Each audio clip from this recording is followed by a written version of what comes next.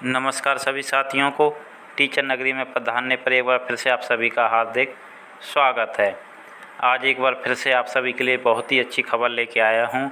हरियाणा में शिक्षकों के विभिन्न पदों पर भर्तियाँ निकली हैं और सबसे खुशी की बात ये है कि हरियाणा सरकार ने एक बहुत बड़ा निर्णय लिया है कि एसटेट और सीटेट दोनों मान्य हैं। इस भर्ती में आप फॉर्म 17 मई से भर सकते हैं और लास्ट डेट है इसकी 3 जून।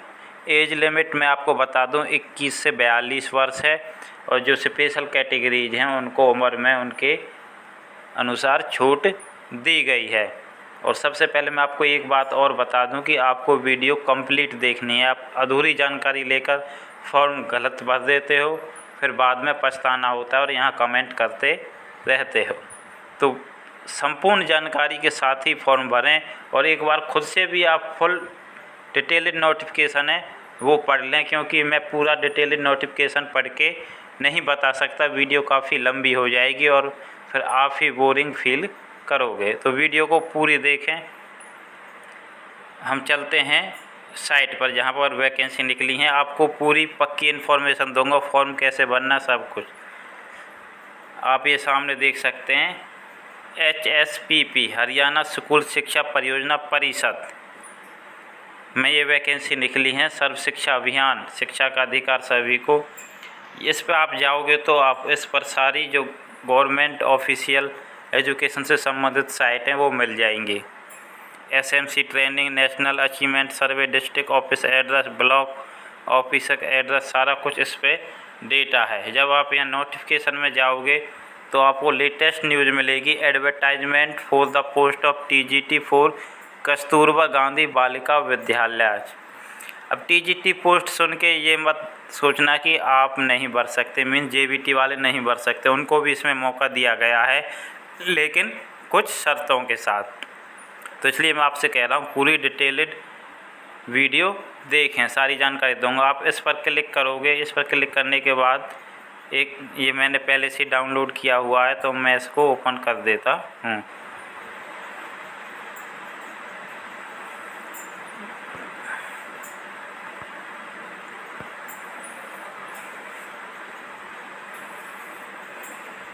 आप यहाँ देख सकते हैं ये नोटिफिकेशन ओपन हो चुका है। Detailed advertisement to be upload on the website परियोजना परिषद की पर। ऑनलाइन फॉर्म मैंने आपको बता दिया 17 मई से स्टार्ट हो चुके हैं। 3 जून लास्ट डेट है। 6 मई तक आप चालान जनरेट कर सकते हो, मतलब फीस भर सकते हो। पोस्ट की यदि मैं बात करूं TGT की, मेवात और पलवल में, पलवल डिस्ट्रिक्ट के ब्लॉक हसनपुर में लीखी गांव में पोस्ट है TGT SST। फिर पलवल के हसनपुर लीखी में TGT संस्कृत की और हिंदी, SST और इंग्लिश दो पोस्ट हैं। TGT साइंस और मैथ लीखी में पलवल के हत्तीन बुराका में। TGT उर्दू नूह के पुनहाना ब्लॉक में और पुनहाना ही स्टेशन है। TGT SST और इंग्लिश ऐसे ही नूह के पुनहाना में TGT संस्कृत। ये सब वेस्ट ऑफ हरियाणा नहीं है, पलवल और मेवात में। बाकी आप देख सकते हैं और भी जगह हैं नूह और पलवल में। ये दो पोस्ट दे रखी हैं, टोटल 10 पोस्ट हैं और यहाँ कैटेगरी वाइज दे रखी हैं। जनरल की एक, EWS की एक, EWS की एक, जनरल एक्स सर्विसमैन की एक, EWS की एक, BCA की एक, जनरल की 2, EWS की एक और SC की एक। TGT उर्दू में ये आप यहाँ देख सकते हैं। उसी के अनुसार अपनी जो कैटेगरी है उसी के अनुसार फॉर्म भरें। उसके बाद हम बाकी हरियाणा की बात करें तो हिसार, पानीपत, कैथल, महेंद्रगढ़, सिरसा और सिरसा, ये यहाँ पर उनके ब्लॉक दिए हुए हैं। ये जहाँ पर केंद्रीय जो कस्तूरबा गांधी बालिका विद्यालय जो है जहाँ पर स्थित है वो दिए हुए हैं और यहाँ पर सब्जेक्ट दिए हुए हैं। ये आप देख सकते हैं, ये 9 पोस्ट हैं। अब बात आती है क्वालिफ़िकेशन क्या है। क्वालिफ़िकेशन की यदि मैं बात करूं, सबसे पहले आपके पास मैट्रिक हो हिंदी और संस्कृत के साथ, फिर +2 BA हो, MA हो with Hindi as one of the subject, फिर आपके पास सर्टिफिकेट होना चाहिए, या तो CTET का होना चाहिए या HTET का, लेवल 2 का पास होना चाहिए, और आपका एकेडमिक जो रिकॉर्ड है वो भी अच्छा होना चाहिए, क्योंकि यहाँ पर सिलेक्शन ना तो आपका इंटरव्यू होगा ना आपका एग्ज़ाम होगा, आपका जो सिलेक्शन है वो एकेडमिक बेस पर ही होगा। वो भी मैं आपको बताऊंगा कि किस प्रकार आपके नंबर काउंट किए जाएंगे, और एटलीस्ट कम से कम 50% मार्क्स तो होने चाहिए। रिलैक्सेशन दिया गया है 5% SC और PWD कैंडिडेट्स को। TGT इंग्लिश के लिए क्वालिफ़िकेशन क्या चाहिए, BA 45% मार्क्स 50% हों, या फिर ऐसे ये सारी दी हुई हैं। मैं अपने टेलीग्राम ग्रुप में भी नोटिफिकेशन डाल दूंगा, वरना मैंने आपको साइट भी बता दी है, वहाँ पर आप आसानी से ये सारी चीज़ें पढ़ सकते हो। मैं एक एक चीज़ पढ़ के बताऊँगा तो वीडियो काफ़ी लंबी हो जाएगी। ये सब एलिजिबिलिटी हैं। बाकी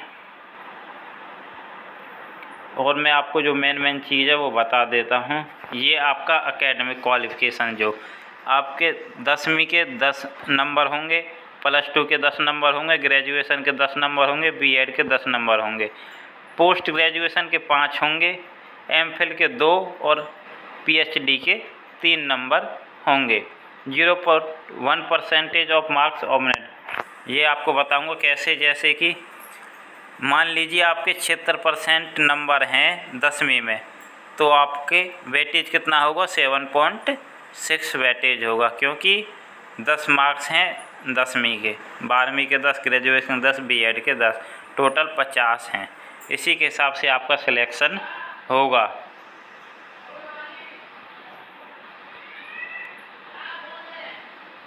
और ये आपको ऑनलाइन फॉर्म जहाँ से भरना है, ये वेबसाइट है www.requirementportal.in, या फिर आप HSPP की वेबसाइट से भी भर सकते हैं, वहाँ से आपको इसी का लिंक मिल जाएगा। जनरल कैटेगरी हैं उनका 250 का चालान होगा, और जो रिजर्व कैटेगरी हैं 150,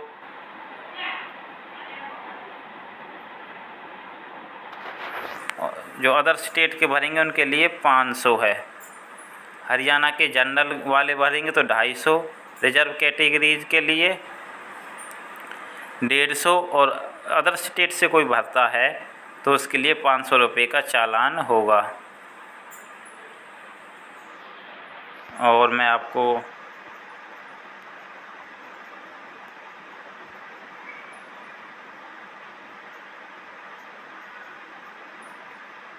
जब आपको डॉक्यूमेंट वेरिफिकेशन के लिए बुलाया जाएगा तब आपको क्या क्या चाहिए वो भी इसे याद रखना है। Print copy of online application form along with latest passport size photograph duly attested by himself. आप फॉर्म भरने के पश्चात उस जो प्रिंट निकले उसको आपको सुरक्षित रखना है। सारे आपके ओरिजिनल डॉक्यूमेंट्स चाहिए।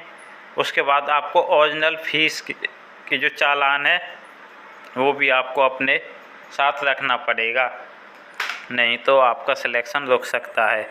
और ये जो पोस्ट हैं ये 1 साल के कॉन्ट्रैक्ट के लिए है। मैं आपको वो चीज़ भी दिखा देता हूँ।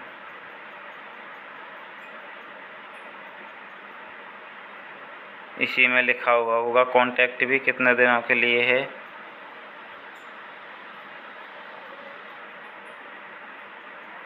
ये रहा,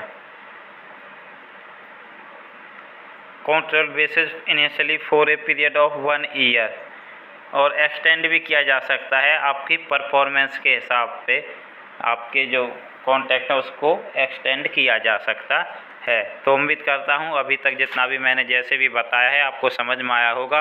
बाकी ये नोटिफिकेशन मैं अपने टेलीग्राम लिंक में चैनल में डाल दूँगा, और चैनल को आप टेलीग्राम पर जाकर सर्च कर सकते हैं, टीचर नगरी के नाम से आपको आसानी से मिल जाएगा, वरना आप HSPP की वेबसाइट से ये नोटिफिकेशन आसानी से डाउनलोड कर सकते हैं। धन्यवाद। बात मैं जो आपको बताना भूल गया था वो ये है कि यदि आपने BA, BCom, BEd, BSc, BLEd 4 साल का किया हुआ है तो आपकी जो ग्रेजुएशन है वो इसी में जुड़ जाएगी, और आपके जो नंबर हैं वो 20 से कैलकुलेट किए जाएंगे। मीन्स ग्रेजुएशन के आपके 10 नंबर हुए और बीएड के 10 हुए तो ये 20 में से काउंट किए जाएंगे यदि आपके पास 4 साल का डिप्लोमा है बीएड का। धन्यवाद।